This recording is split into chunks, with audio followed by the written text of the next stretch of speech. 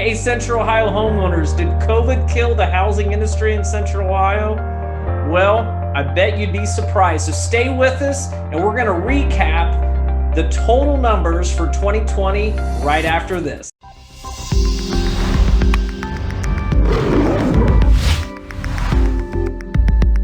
As we all know, Central Ohio, 2020 has been a crazy year for all aspects, from elections to COVID to, gosh, there's a laundry list of stuff. But the big question is, how did COVID affect the housing market here in Central Ohio? Well, we're going to go over the statistics for you, and we're going to talk about some of the big winners and areas of Central Ohio that actually did really, really well.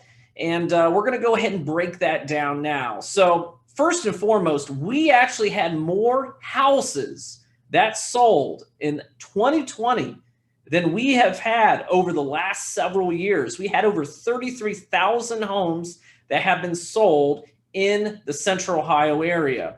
Some of the huge growth areas have been some of those outlining areas in Central Ohio. I've said this before in some other podcasts. I'm a firm believer that we're going to have some urban decay since less and less people are going to be relocating. I've had a lot of clients that have bought homes outside of Central Ohio for the simple fact is they can commute. So some of the big winners this year is OBETS. OBETS, Ohio had over a 51% year over year closed sales. So there's 50% more houses that were sold in OBETS the year before. The other ones were Sunbury, London City Schools, and Taze Valley. So these are areas that are outside of the Central Ohio outer belt. Some of the losers that actually are on the decline from year over year was Worthington, Whitehall, Minerva Park, and Valley View. And some of those areas are within 270, closer to more of the urban areas. Some quick facts as well. In 2020, the average sold price of a home was $265,000. Okay, last year in 2019 was only $241,000.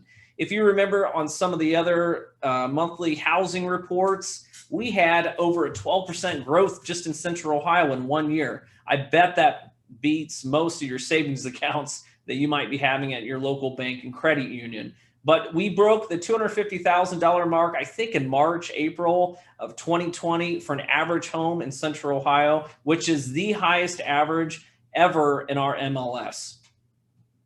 So some other positive things, and I think this is really significant. We've talked all year about having this as a seller's market, and I think this speaks volumes. This year in 2020, the average home sold, list price, all you combined, every single pocket, every single community in Central Ohio, the average list price actually sold 99.8% of what the list price, what they were asking for it.